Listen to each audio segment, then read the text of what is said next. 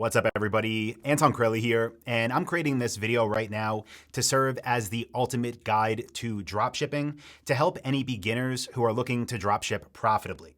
Now, the reason I'm putting time into this right now and making this longer than usual video is because I know there are more people than ever before looking to start online businesses. I know dropshipping appeals to many of them for very good reason, but I also know there are many common mistakes that people get stuck with when they're first starting along this journey. And like anything else in life, there are ways to do this and get results, and there are ways to do this and fail. So we're gonna go through this maybe between 20 and 30 minutes. I'm gonna share everything that I think you need to know if you're looking to get into dropshipping so that you can start on the right path, you can avoid these mistakes, and so you can be on your way to dropshipping profitably. So with that being said, the name of this presentation is How to Dropship Profitably. Creative, I know, but the things that we're going to cover in it first are what is dropshipping, quick overview for people that are new. Then we're going to discuss high ticket dropshipping versus low ticket dropshipping. From there, we're going to talk about where to sell your products, where do you actually list them. Then I'm going to share how to brainstorm niche ideas so you know what type of products you should actually sell. From there, we're going to talk about how to build a brand that provides real value by working with quality suppliers.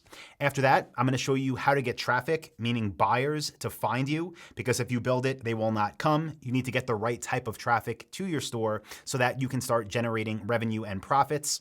From there, we're going to talk about the math behind growing $1 million business, because I really do think a 7-figure store, talking about revenue here, is a very good goal for store owners to set. And I'll show you what your business needs to look like in order to achieve that. And then I'm going to share some common dropshipping mistakes to avoid. So again, if you're going to build a dropshipping business, you do it the right way and you don't waste your time and then think, oh, this doesn't work. I want to remove as much guesswork as possible. So again, you have the best chance of success. So hopefully you find all of these things just as valuable as I would have if I would have found this when I first got started. And I'm not going to go into a whole backstory or anything like that. Just know if you're new here, my name is Anton Kraly. I'm coming to you today from my company, dropshiplifestyle.com. I've been building my own e-commerce stores since back in 2007, and I've helped thousands of people from all around the world to do the same since 2012 when Dropship Lifestyle was started.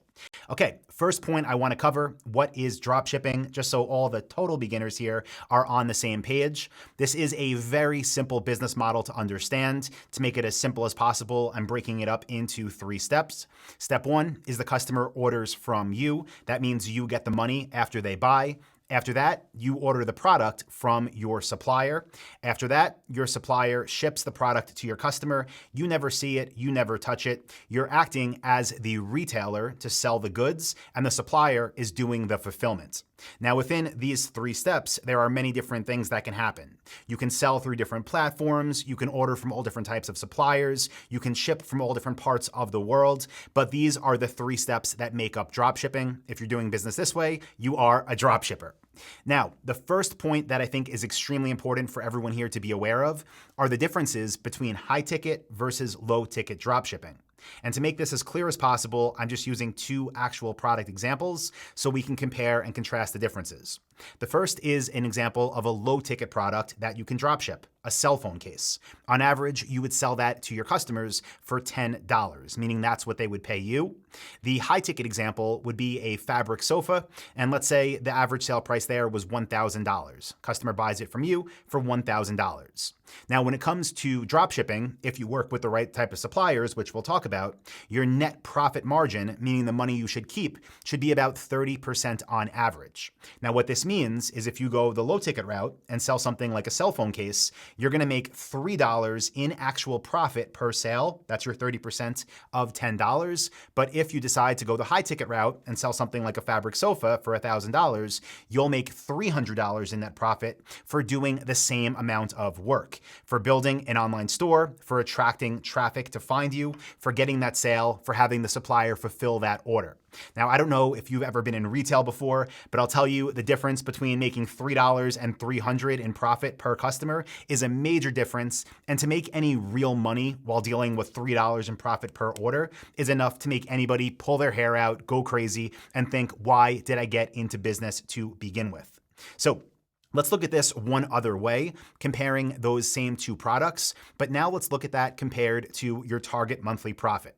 And let's just say you say, you know what, Anton, I want to build a dropshipping store, but I'm not looking to quit my job or anything. I'm looking for something I can do maybe 15 to 30 minutes in the evenings, put some time into on the weekends, and I just want to make an extra $3,000 in net profit every single month. So that would mean $3,000 was your target monthly profit. So looking at these two products and going back to our profit per sale, per unit sold, we know it's $3 for the cell phone case. We know it's $300 for the fabric sofa. So the next thing we want to look at is how many sales do we need to reach our target monthly profit? How many units of each product do we need to sell every month to get to our $3,000 net profit? Well, with cell phone cases, that would be 1,000 sales every month. And with fabric sofas, it would only be 10. So hopefully this can clearly demonstrate to you why, in my opinion, high ticket dropshipping is the only option for you if you actually want to dropship profitably. You don't want to need thousands or tens of thousands of customers every month just to make any kind of real money. Instead, you want to sell high quality, high ticket products where the profit is there and your time is well spent fulfilling orders and working with your customers. So some of the benefits of selling more expensive products, the first is there's less customer service because you have less customers. There's also less orders to process because, again, you don't need that many customers to build a real business with this model. And a big one is that it's easier to buy paid traffic. When you hear about low ticket dropshipping and you see the amount of traffic and sales these people get, it can look impressive. But what you don't see is how much money they need to spend on advertising. In order to get all those people to buy, these companies need to get all these people to find them, which takes a huge ad budget. And when you're selling high ticket products, you don't need to spend as much to get the sales. You don't need as much traffic if you're getting the right type of traffic, which we're going to talk about a little bit later on in this presentation. And to give you some ideas of what high ticket might look like for you, I just pulled up a couple testimonials from Dropship Lifestyle members. This is Ashley. Her first sale was for $3,429.56. With our average 30% profit margin, that's one order with a profit of about $1,028. And if you compare that to somebody doing low ticket dropshipping, they would need hundreds and hundreds of orders just to come close to what Ashley did with her first sale. Next, I just wanted to share Arias, who had a sale come in while she was asleep. The cha-ching sound on her phone actually woke her up, and that was one order for $5,720 on her Dropship Lifestyle store. Again, assuming our average 30% profit margin, that's a profit of about $1,760 and a nice alarm clock to wake up to. So just to really nail it home here on this first point, low ticket dropshipping is not worth your time, especially if you're looking to build a lifestyle business and do this for the long term. But if you want to go the smarter way, high ticket should be a no-brainer because that's where you can make the most of your time and get rewarded for the effort that you put in. Okay, second thing I want to cover here is where to actually sell products. Because again, dropshipping just means you're selling products and a supplier is fulfilling the orders. So where should you actually list products for sale? Well, there's many options. The big ones would be eBay. You can make eBay listings or create an eBay store. Same thing with Amazon. You can make a listing on Amazon and you can have a whole account there where you list all the products that are fulfilled through suppliers. The third option would be you build your own store and use a self-hosted platform. Now, for us, that is Shopify. We've used them for probably the better part of a decade now, and they are hands down the best e-commerce platform there is if you want to build your own store. And again, I'm going to keep this part of the presentation very simple. If you are new and you're looking to dropship profitably, you don't even want to think about selling on eBay. You don't want to think about selling on Amazon. Instead, you want to build your own store, whateveryouchoose.com, and you want to host that store on Shopify. And I could probably spend an hour talking about the pros of selling on Shopify versus selling on eBay or Amazon. But the biggest one I can give you is when you sell on eBay or Amazon or anybody else's platform, you don't really have a business. You have one customer, eBay or Amazon. Everybody that's buying is buying through eBay or Amazon, and that's not your business. You might make money, but it's not your business. When you sell on Shopify, the people that buy are your customers, and the value of your business reflects that. So next thing I want to talk about in this ultimate guide to dropshipping is how to brainstorm niche ideas. Because at this point, what a lot of people do is go on Google and type in products to dropship and see what comes up and say, okay, I'll sell that. I don't recommend doing that. Instead, I recommend actually brainstorming and writing down a list of products that you then want to put the research into.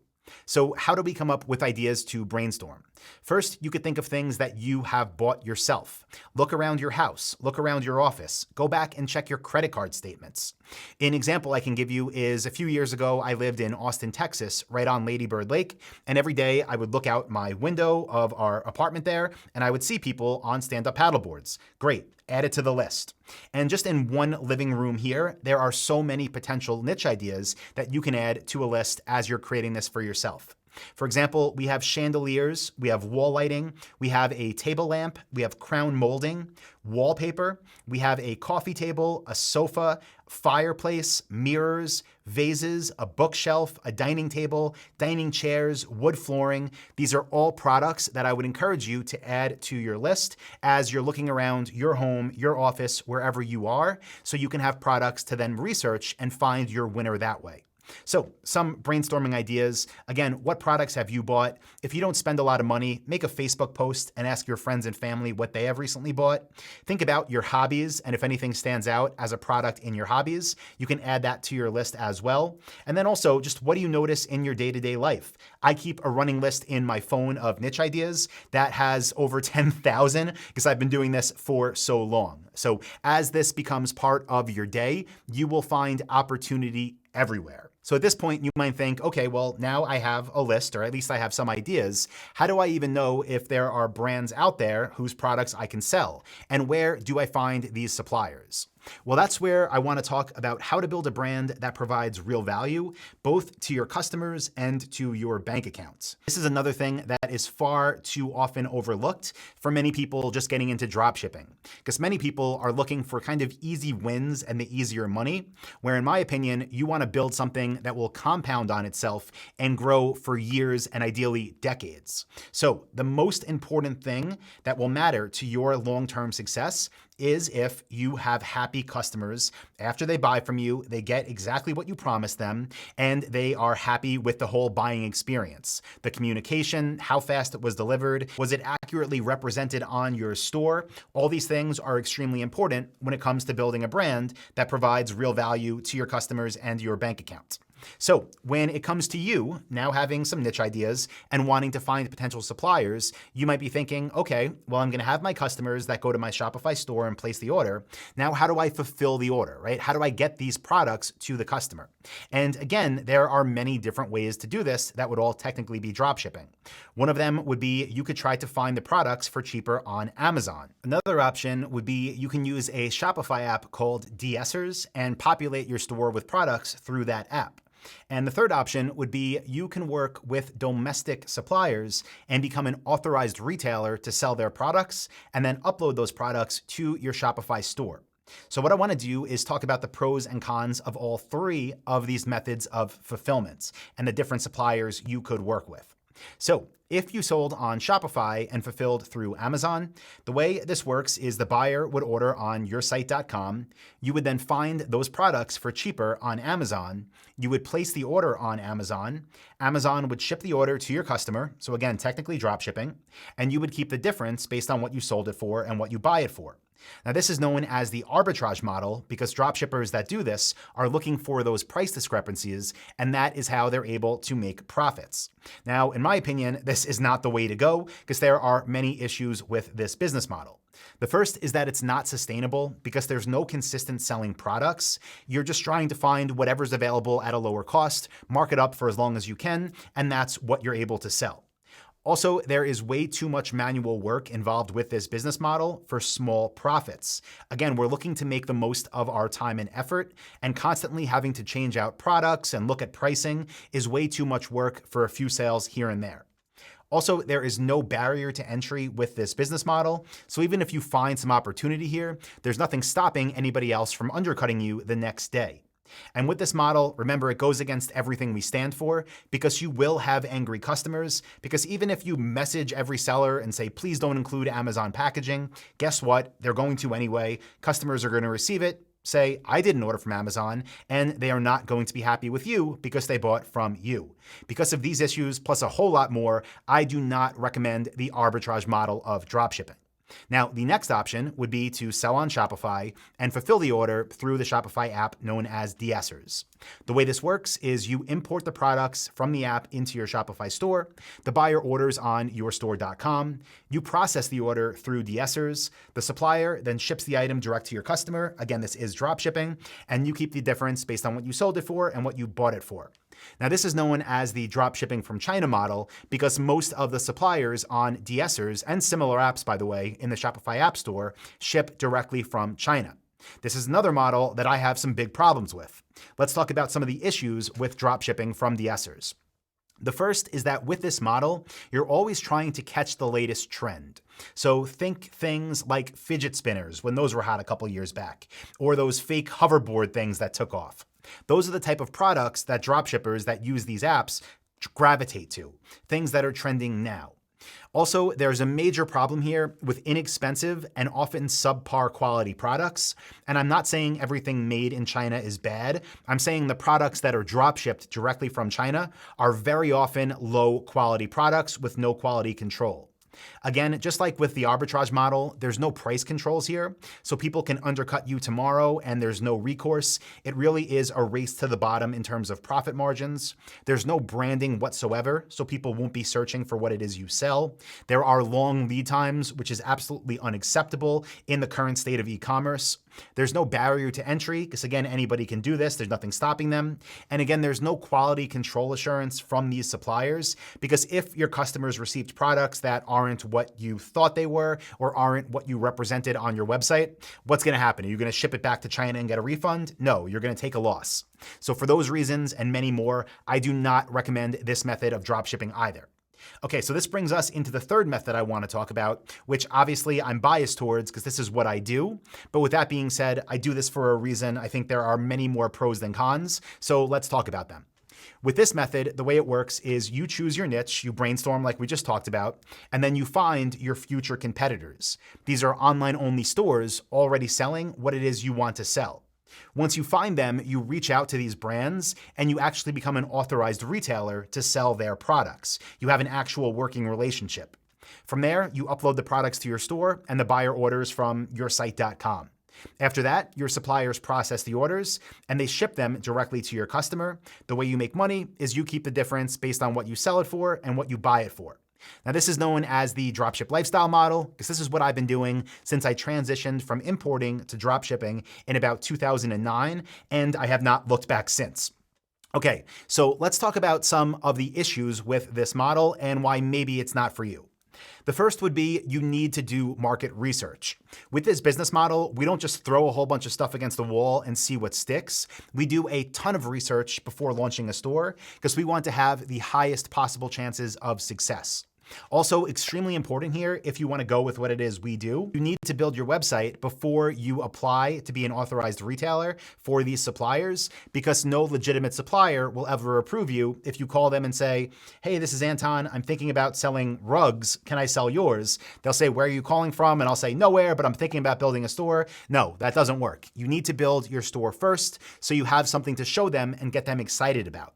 Also, you're going to need to earn the trust of the top tier suppliers. This isn't something where you start and on day one, you have 20 of the best suppliers in your industry. Maybe you'll get approved with 10 of them on day one, and the other 10, you'll have to earn their trust over the next year as you get traffic, sales, and a reputation in your industry by working with those first 10 suppliers in this example. So to put it simply, this method takes real work to get started. I don't know about you, but I'm personally a hard worker when it comes to things that I see value in. And if that's you and you're looking to do this for the long term, this is what I would recommend for you as well. So going back to how to build a real brand that provides value to your customers and your bank account, you're selling products on Shopify, you need to get them fulfilled. We're not using Amazon or any other arbitrage model. We're not using de-essers or any other app that allows us to dropship from China. Instead, we are reaching out and we're getting approved to be authorized retailers for suppliers in the countries where we plan to sell. This gives us fast shipping, it gives us higher quality products, and it gives us a better customer experience, which results in us having something that stands the tests of time and that will compound on its own growth for years to come. So Before we move forward, guys, by the way, if you're getting value on this, let me know. You can leave a like if you're watching this on YouTube or just comment value below. I would really appreciate that. And before we move forward with the other points I wanted to cover, I want to give you some more insight into the dropship lifestyle business model. Again, trying to help you remove any barriers that might hold you back. So you know if you're going to do this, you can be on the same page with what it is we do. So like I've mentioned a couple times already, with everything we do in business, the decisions we make, our goal is to make small investments for big returns, whether that be monetary investments into traffic or time investments into work. Very important also, we build niche specific stores. So we don't sell one product per store, but we sell one product type per store. Also very important, we sell OPP, other people's products. We're selling for brand names that people are already searching for online. Very important as well, we are authorized retailers to sell these products. We're not going through middlemen or anything like that. We're approved to sell directly for the brands for which we sell.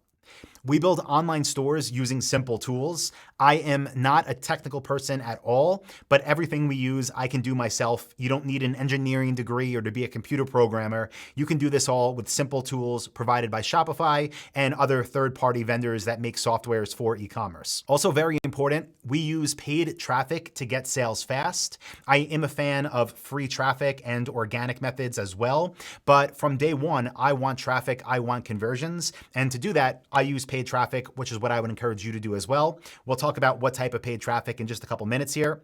And also very important with our businesses, once they get off the ground and we've proven the concept of the new store, we rely heavily on automations and outsourcing so that as owner operators, we can basically oversee everything in about 15 to 30 minutes per day.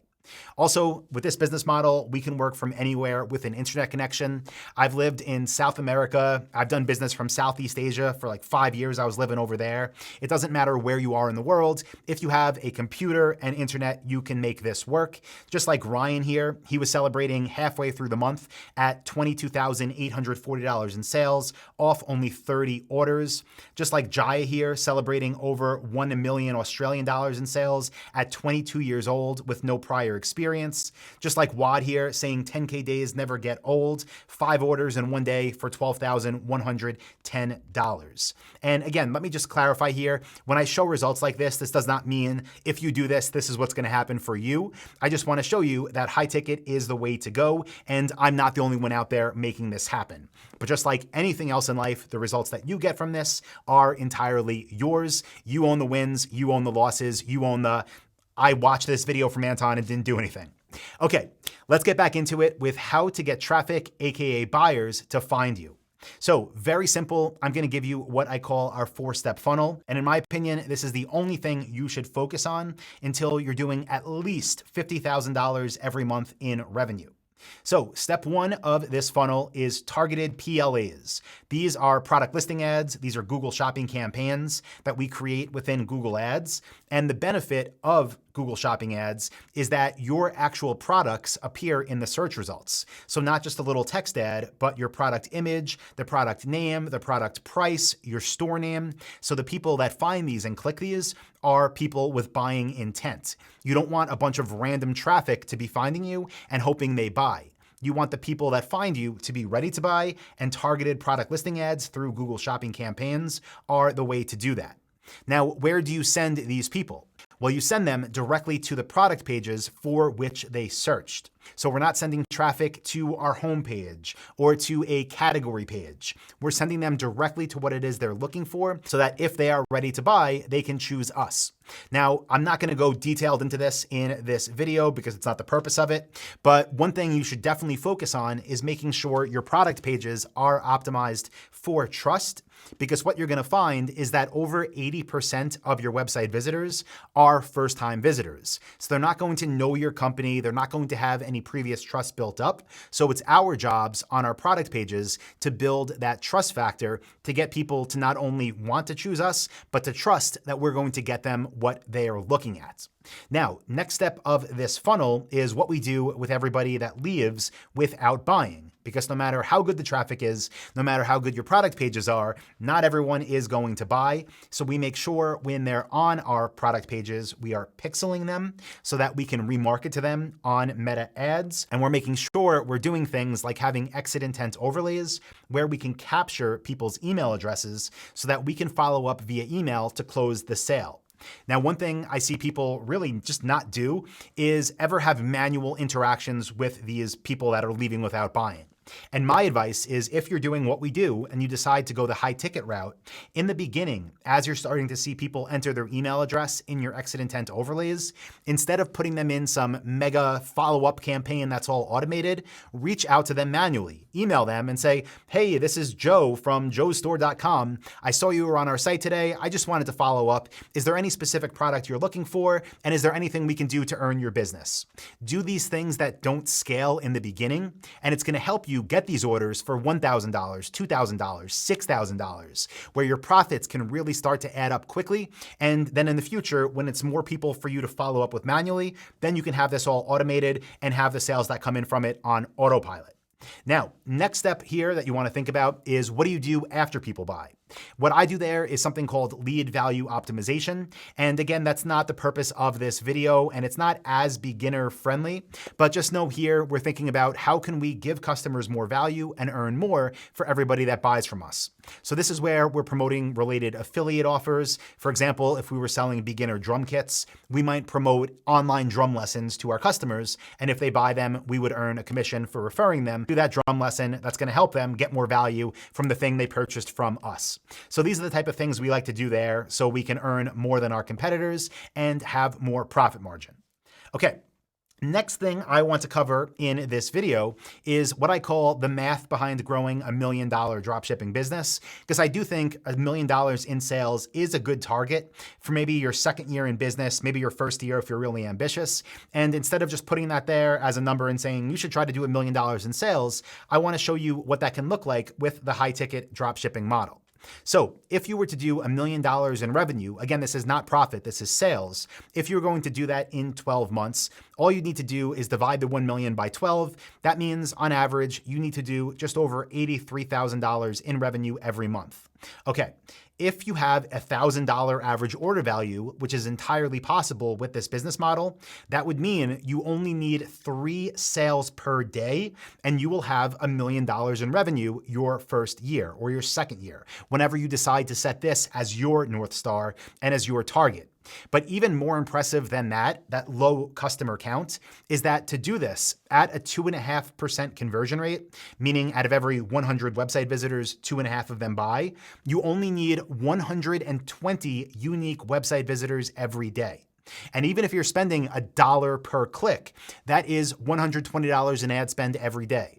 Let's just say you have to spend $3 or more per click, which you should never have to do that, by the way, if your ad campaigns are set up properly. That would mean you're still spending under $500 a day on ads to have $1 million revenue business. But again, that would be overspending for this amount of revenue with the high ticket dropship business model.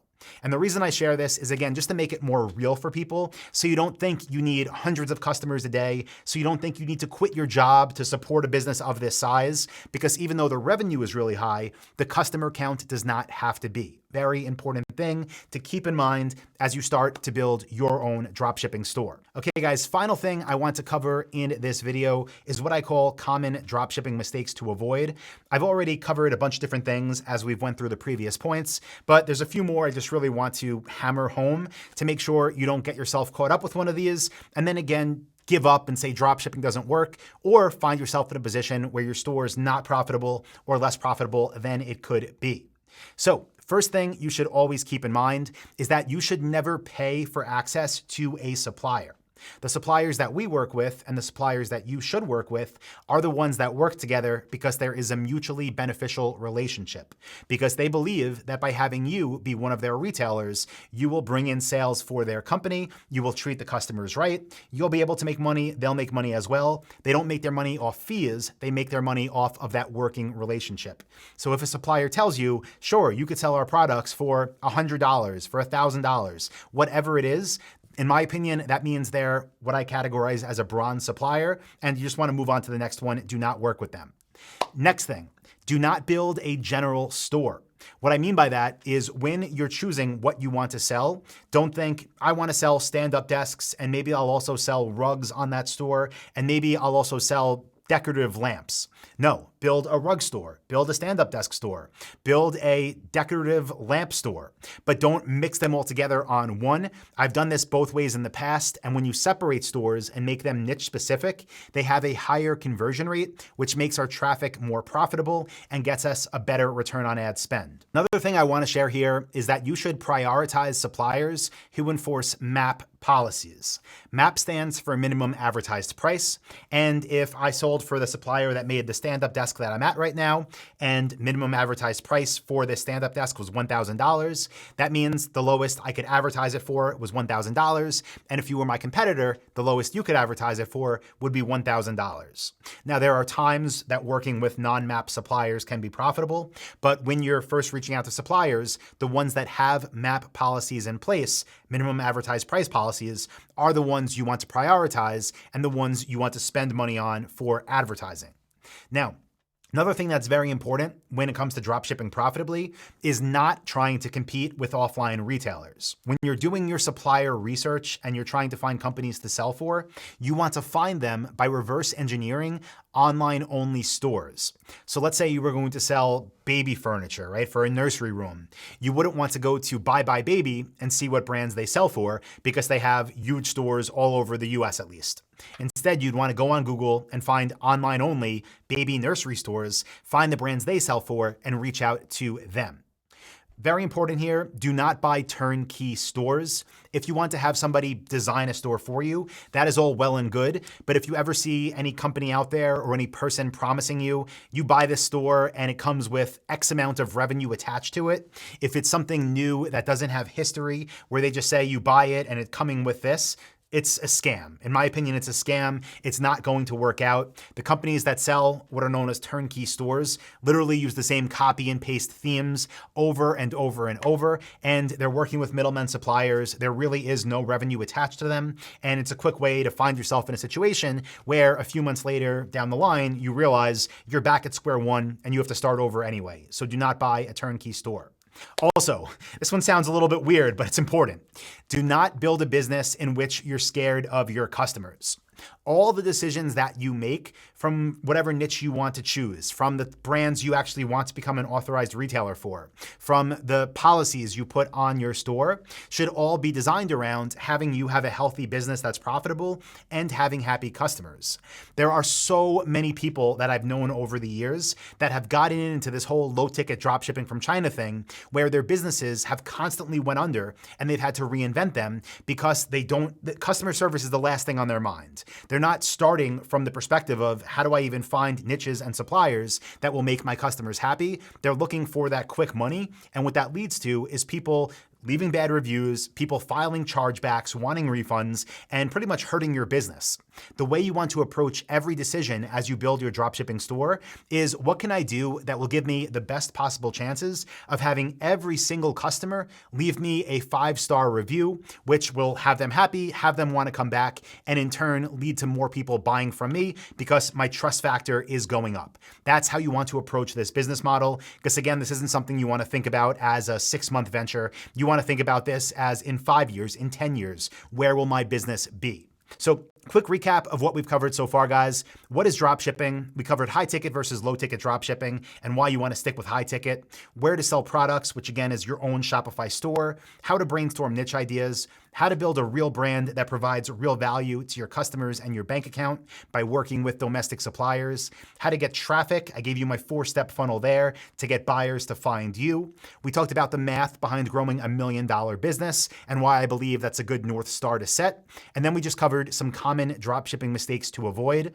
Finally, I just want to let anybody know that might be a first-time viewer here. If you want more information, in fact, if you want over 120 in-depth video tutorials for how to do this stuff, I do have a program. It's called the Dropship Blueprint.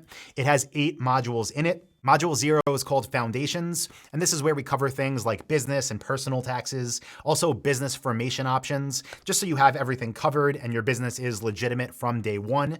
Module 1 covers niche selection, where we dive deep into all the ways we brainstorm ideas and things that we look for as we're evaluating different niche possibilities.